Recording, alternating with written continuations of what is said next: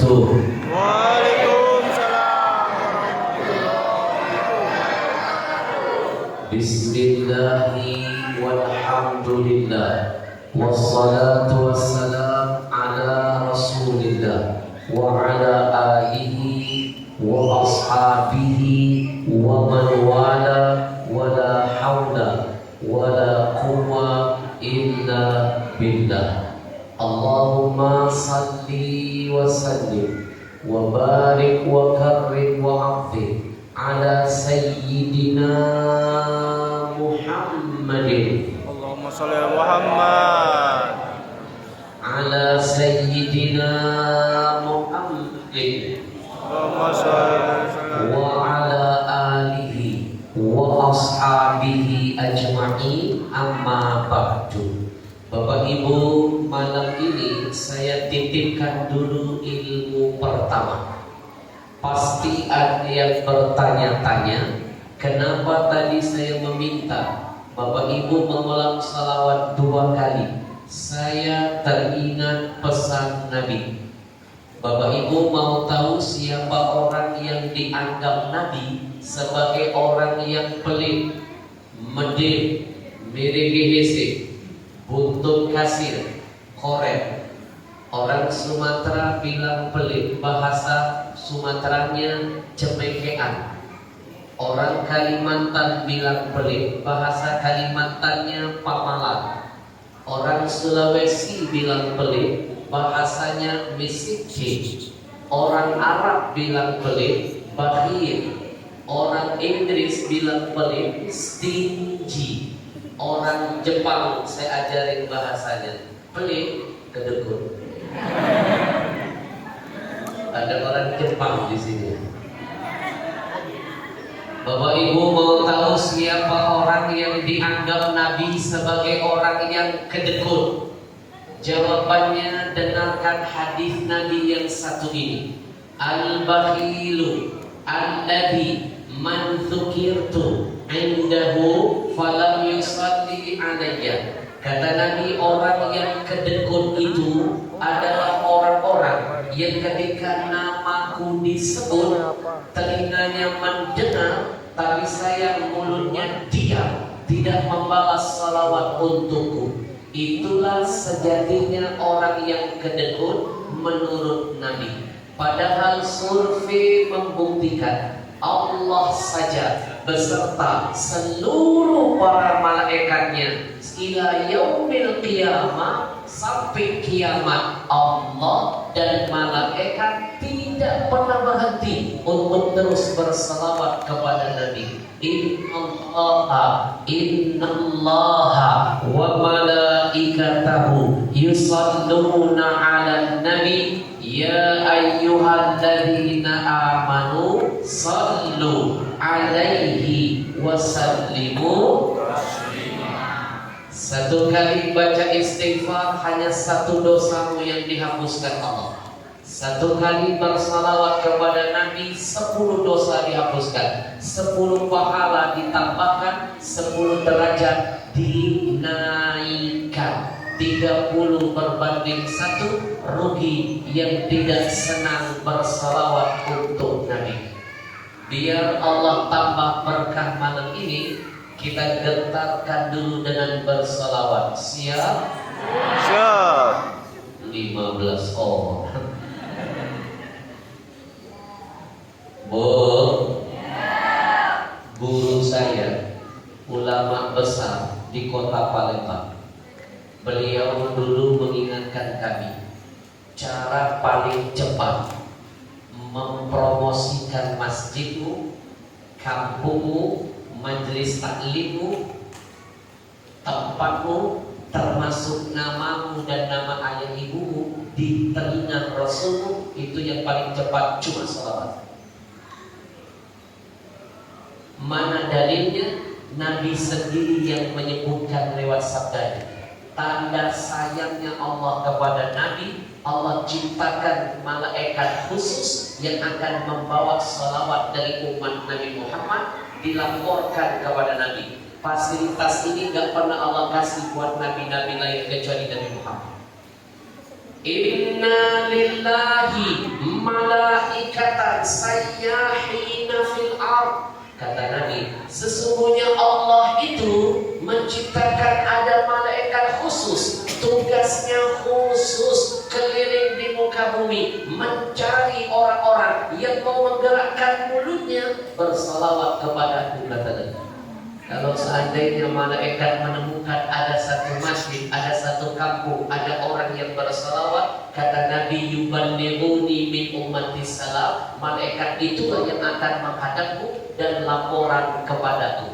Malaikat akan berkata begini, ya Rasulullah, ada satu masjid namanya Al-Hikmah di kampung, dihadiri fulan bin fulan, fulana binti fulan. Coba bayangin, apa enggak berkah nama masjid ini? Apa enggak berkah nama kampung kita? Apa enggak nama berkah kita dan orang tua kita? Karena yang menyebut nama itu adalah malaikat, makhluk la yaksunallah, gak pernah miskin. Maaf, nama masjid ini disebut oleh bupati saja kita bangga, apalagi yang menyebut makhluk yang namanya malaikat.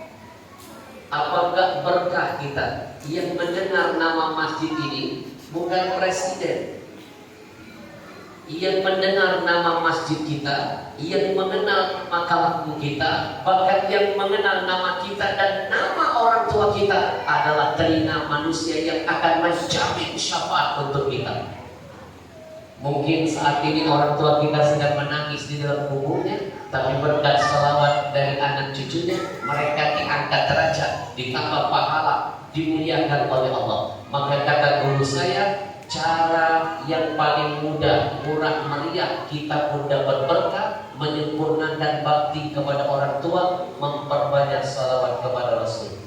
Bukan cuma dirimu, ayah ibumu ikut terangkat derajatnya. Maka kenalkan namamu, kenalkan nama ayah ibumu di telinga Rasulmu lewat salawat. Sekali lagi saya tanya, kalau saya ajak bersalawat siap? Siap. Kayak terpaksa.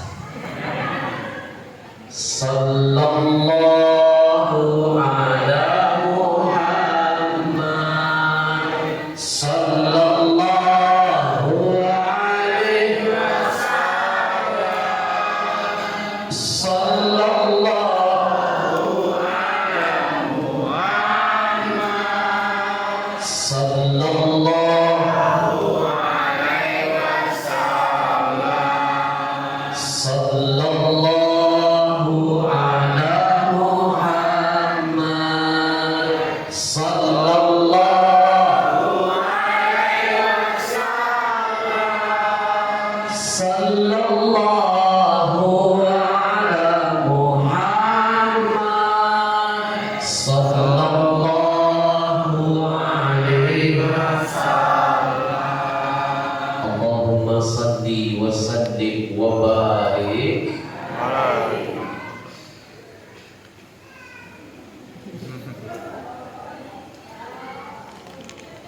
Cuma lihat doang. Masa lihat jam sendiri nggak boleh. Saya mau tanya dulu dengan DKM masjid, apakah di masjid ini penceramah nggak boleh lihat jam tangan? Boleh kan? Boleh. Kalau ada penceramah siapapun dia baru mulai ceramah suka lihat jam tangan, itu hanya teknis saja. Sebenarnya dia lagi mikir habis ini mau ngomong apa. Dari tadi pagi saya dibawa ke pulau Panara. 2 acara tadi di sana, baru pulang menjelang maghrib. Ombak kencang. Terhempas saya tadi. Tapi untung saya teringat pesan guru saya. Al-ujur biqadri ta'ab, makin besar rintangan, makin besar hambatan, makin besar ganjaran. Walaupun ombaknya begini-begini, sedikit pun saya tidak merasa letih, tidak merasa lelah, tidak merasa capek, cuma mual aja.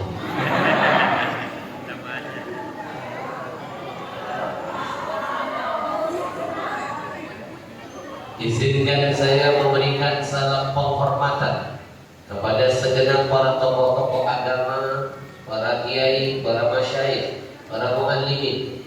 Mohon maaf saya tidak bisa memuliakan satu persatu. Percayalah di hati saya ada rasa cinta, hormat untuk semuanya. Yang saya hormati segenap para tokoh-tokoh adat, hadir bersama kita ada apa saja. Semua yang terlibat membantu dan memudahkan majelis malam ini, termasuk DKM-nya, kita doakan. Mudah-mudahan Allah catat setiap kedip matanya, hembusan nafas, tetesan keringat langkah kakinya, dicatat nilainya jihad di sisi Allah. Amin. Dan yang tidak saya lupakan segenap hadirin hadirat yang berbahagia. Ibu, Ya. saya titipkan bonus dari Rasul buat semua yang sudah melangkahkan kakinya dari rumah masuk ke masjid. Apa bonusnya? Dahsyat. Kasihan yang nggak masuk nggak dapat bonus. Buruan. Nyesel nanti kalau saya beberkan hadis ini. Apa kata Nabi? Man ghada ilal masjid. Siapa yang melangkahkan kaki masuk ke masjid, la yuridu, dia tidak punya niat lain, illa kecuali ayyata'allama khairan aw ya'lamahu. Redaksi kedua, aw yu'allimahu. Dia masuk ke masjid, dia pasang niat, ya Allah, aku ingin menuntut ilmu, aku ingin mengajarkan ilmu. Saya yang mengajar, Bapak Ibu yang belajar, saya yang tausiah, Bapak Ibu yang menyimak. Kalau niat ini kita mantapkan karena Allah, Nabi pastikan keluar dari majlis ini, kata Nabi, kana lahu ka ajri hajin, bagi mereka akan mendapatkan pahala seperti sudah menunaikan ibadah haji. Amin. Taman hajjatuhu, kata Nabi, sempurna nilai hajinya di hadapan Allah. Atau dengan kata lain, haji mabrur, haji makbul. Alhamdulillah. Tapi itu bonus buat yang masuk ke masjid. Kalau cuma di luar gak dapat bonus itu. Betul? Betul? Ngapain di luar? Di sini tempatnya. Betul? Ibu, Ibu tahu sekarang haji ngantrinya puluhan tahun. Betul, kalau mau cepat siapkan dana minimal ratusan juta. Itu pun harus pergi jauh-jauh puluhan hari tinggalkan keluarga, belum jaminan hajinya makbul mabrur diterima. Yang berangkat haji tiap tahun makin banyak, yang dapat titel mabrur makin langka. Kuantitas bertambah, kualitas makin berkurang. Betul? Bapak Ibu, malam ini kita dapat pahala haji murah meriah, gak pakai biaya, nggak perlu ngantri lama-lama. Betul? Bahkan pahala ini bisa ibu dapatkan tiap hari, tiap minggu, tiap bulan, gak perlu nunggu setiap tahun. Setiap mendengar ada kajian di masjid, langkahkan kaki, mantapkan niat, ingin menuntut ilmu Allah, keluar dari majelis itu, kita semua dapat pahala haji yang diterima. Alhamdulillah. Labbaik Allahumma labbaik, labbaik la syarika laka labbaik, innal hamda wan ni'mata lak wal mulka la syarika lak. Izinkan saya mengucapkan ribuan terima kasih kepada yang jadi sponsor, yang menjadi wasilah membawa saya bulan ini safari dakwah di Kabupaten Karimun.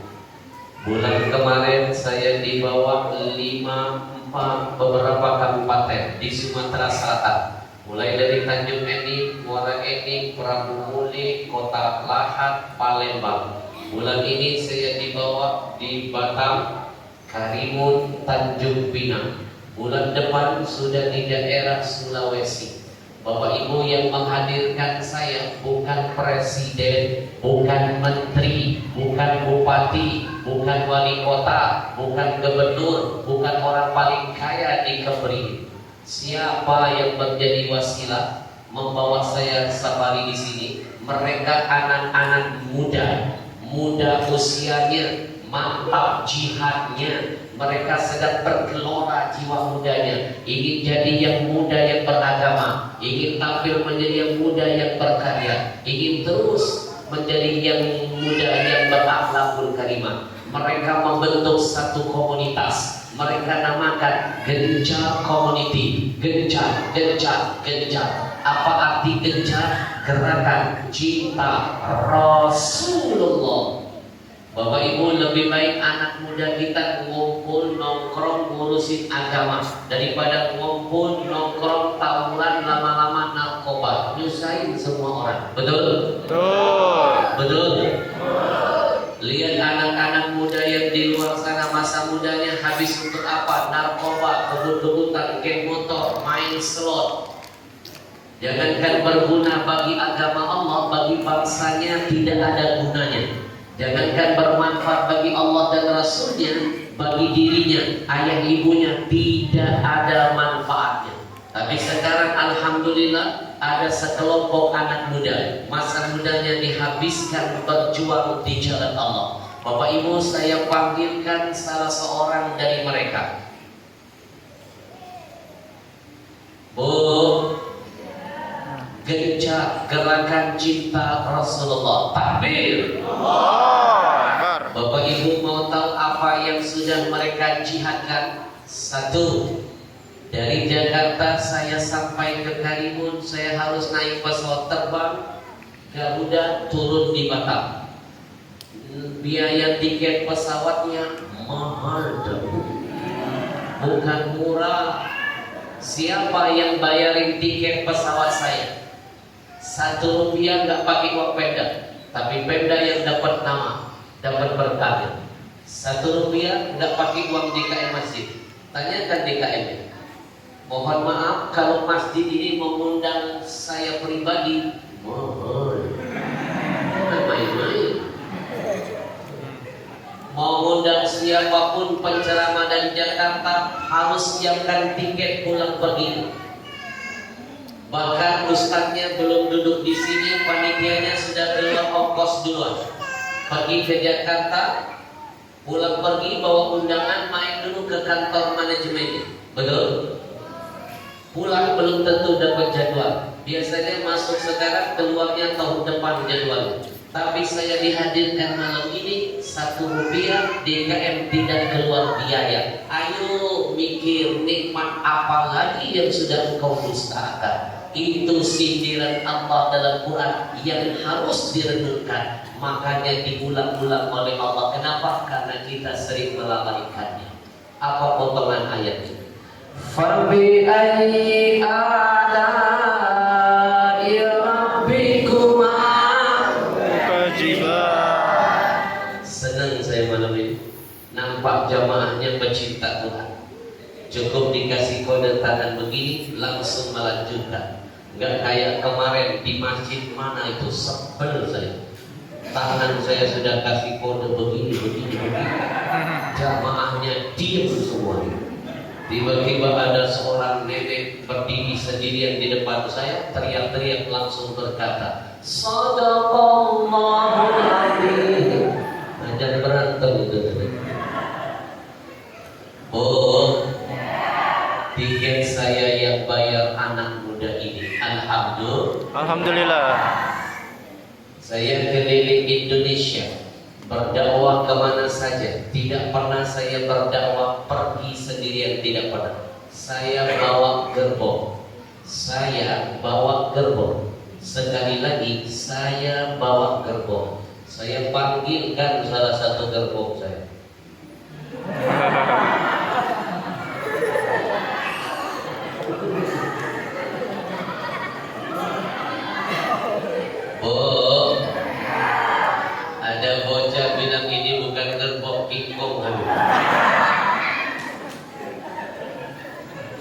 jangan takut, asisten saya ini sudah banyak ilmu. Pernah suatu hari dia lagi jalan, anak kecil manggil dia, Gajah Bengkak. Apakah dia marah? Tidak, Pak. Saya malah terharu.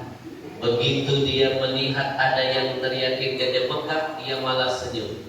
Anak itu gak dimarahi, malah dipanggil. Sini saya.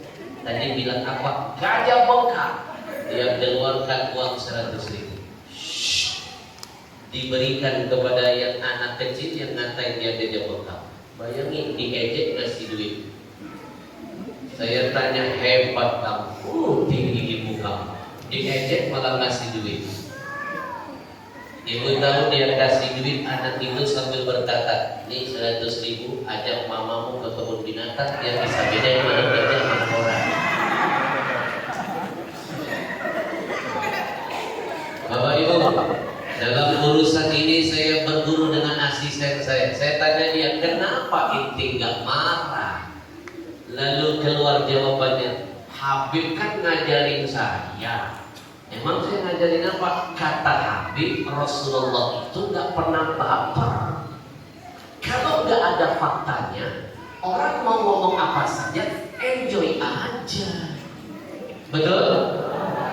Lihat Nabi Muhammad lagi jalan diteriakin tukang sihir. Marahkan Nabi? Tidak. Karena Nabi merasa faktanya Nabi bukan tukang sihir. Betul? Lagi berjalan diteriak Muhammad penipu, pembohong. Marahkan Nabi? Tidak. Nabi senyum karena memang Nabi faktanya bukan penipu. Nabi lagi jalan diteriak Muhammad itu orang gila. Marahkan Nabi? Tidak. Karena Nabi merasa tidak gila. Bapak Ibu mohon maaf kalau lagi jalan diteriakin monyet, marah pada TV kamu, mamanya monyet. Mamanya monyet. Betul? Gak usah marah kalau memang faktanya nggak benar. Betul? Santai aja. Jangan baper. Ini ilmu yang saya pelajari dari asisten saya. Alhamdulillah. Ibu, saya keliling Indonesia kemana-mana bawa asisten-asisten saya, salah satunya yang langsung ini. Bapak Ibu bayangkan saja tiket saya dari Jakarta ke Batam mahal loh. Apalagi tiket makhluk ini. Ini kalau diajak naik pesawat biayanya diminta 2 kursi. Kadang-kadang saya suka kasihan kayak kejadian kemarin Pak. Berapa bulan yang lalu dari Jakarta kami safari dakwah ke Makassar. Dari Jakarta Makassar naik pesawat besar. Kalau pesawatnya besar, kursinya luas. Kalau sudah luas, nyaman dia duduknya. Tapi kasihan Pak, dari Makassar kami ke Kabupaten Konawe, nggak ada pesawat besar. Adanya pesawat transit. Di mana-mana yang namanya pesawat transit kecil ukurannya. Kalau kecil ukurannya, sempit kursi di dalamnya. Bapak Ibu bisa bayangkan bagaimana penderitaan makhluk ini. Dia duduk terjepit, terhimpit, dan tersiksa. Tapi untung saja waktu itu ada seorang pramugari cantik, berbaik hati, menawarkan solusi karena nggak tega melihat asisten saya duduk tersiksa. Pramugari mendekat lalu berkata, Abang, kalau seandainya abang susah duduk di kursi yang sempit ini, bolehkah kami tawarkan solusi buat abang? Abang kami bagasikan saja.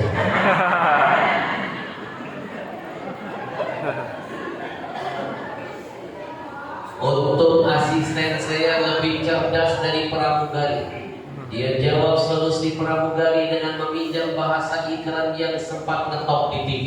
Apa kata dia? Solusi buat elo, masalah buat gue. Ayo, syukuri tiket saya dengan 10 rombongan saya. Itu yang bayar anak muda ini. Panitia 1 rupiah gak dibebankan. Nikmat apa lagi yang kau dustakan? Alhamdulillah. Alhamdulillah, hotel, mobil, Pemda ikut ambil peran. Kita doakan Bapak Bupati, Sekda dan semuanya diberkahi Allah. Amin. Amin. Itu baru namanya pemimpin. Bisa bisa mengamalkan pesan Al-Quran, wa ta'awanu 'alal birri wat taqwa. Tolong menolonglah dalam kebaikan dan ketakwaan. Betul? Bupati bilang Habib, hotel Habib dan rombongan dan kendaraan selama di sini kami yang fasilitasi. Alhamdulillah, sedikit banyak meringankan beban anak-anak ini. Makan minum saya yang bayar mereka. Makan pagi, makan siang, makan malam, makan terus asisten. Biaya makan saya saja mahal, apalagi biaya makan dia. Jangankan urusan makan, urusan minum saya dan asisten saya beda. Saya minum botol, dia minum galon. Jadi malam ini panitia masjid tidak perlu menyiapkan makanan buat saya. Nggak usah repot-repot, nggak usah. Bungkus aja. Bahkan malam ini DKM Masjid tidak perlu memberikan kepada saya 1 rupiah pun, tidak usah. Saya Ahmad Al-Habsyi jauh-jauh dihadirkan dari Jakarta ke sini gratisan untuk seluruh warga Karimun. Rugi betul yang tidak mau memanfaatkan keberadaan saya selama di Karimun ini. Rugi betul yang nggak mau hadir acara malam ini. Rugi. Belum tentu sejarah ini akan terulang kedua kali. Betul? Belum tentu Bapak Ibu bisa mendengar tausiah saya live begitu. Selama ini cuma lihat di TV kan? Sebenarnya saya juga sering lihat ibu-ibu dari TV. Maka malam ini saya titipkan dulu ilmu pertama. Saya titipkan ilmu selanjutnya. Apa ilmunya? Dengar. Kalau seandainya kebaikan itu bisa engkau lakukan malam ini, jangan bilang besok. Jangan. Belum tentu besok. Umurmu dipanjangkan Allah. Kebaikan bisa engkau ulang. Kalaupun umur dipanjangkan, maaf, belum jaminan badan disehatkan. Sehat itu nikmat terbesar kedua setelah apa? Iman. Kalau sehat bisa beribadah, waktu sehat bisa bekerja, ketika sehat mampu melakukan apa saja. Sehat itu mahal. Maka jangan bilang kapan-kapan kalau kebaikan bisa sekarang. Nanti keburu di kapan. Jangan bilang nanti keburu mati. Karena semua kita pasti mati. Bantu saya, pasti mati. Lebih kompak, pasti mati. Saya belakangan. Boleh dong. Kullu nafsin dha'iqatul maut. Semua yang bernyawa pasti mati. Saya jadi teringat, guru saya pernah berpesan, orang cerdas itu bukan sibuk menunggu-nunggu datangnya mati, bukan.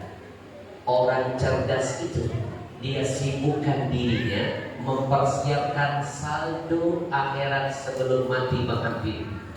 Mohon maaf, 100 tahunlah antum hidup di muka bumi ini. 100 tahun. Ada yang di sini 100 tahun. Kalau mau jujur-jujuran ya, Nabi pernah prediksi umur umatnya. Dalam hadis sahih, Nabi katakan amaru ummati baina sittin wa sab'in. Lihat saja kata Nabi, umur umatku itu nanti antara 60 sampai 70. 60, 70, 60, 70. 1500 tahun yang lalu Nabi mengeluarkan kalimat ini, terbukti. 60, 70, 60, 70. Kalau ada yang lebih dari 70, nggak banyak bisa dihitung oleh jari. Bapak Ibu, saya hadirkan contoh dari kalangan ustaz. Teman-teman saya rata-rata yang meninggal dunia nggak ada yang lebih dari 60. Dari kalangan Ustaz, sahabat saya Uji, wafat usia 40.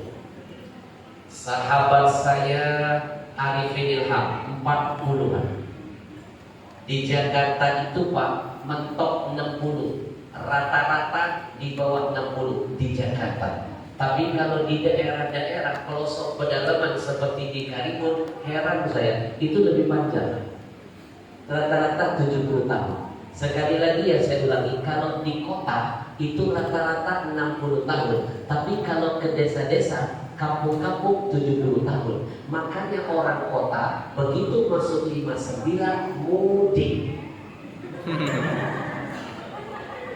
Takut mati. Bu, dari kalangan Ustaz, survei membuktikan sahabat saya Uji wafat 40 tahun. Sahabat saya Ali Jamil 40 tahunan. Sahabat saya Arifin Ilham 40 tahunan. Sahabat saya Habib Munzir 40 tahunan. Yang terbaru Habib Hasan, sahabat saya 40 tahunan. Uji, Arifin Ilham, Habib Munzir, Syekh Ali Jamil, Habib Hasan, Zainuddin MC, gak nyampe 20. Yusuf Mansur masih ada gak?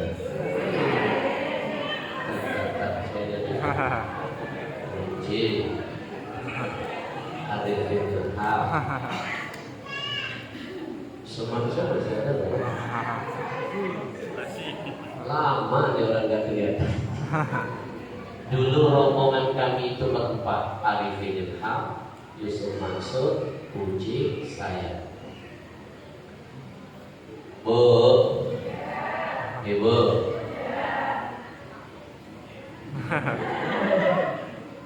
Kita doakan mudah-mudahan guru-guru kita Allah sehatkan badan. Amin. Dijaga iman dan keistiqomahan. Amin. Doa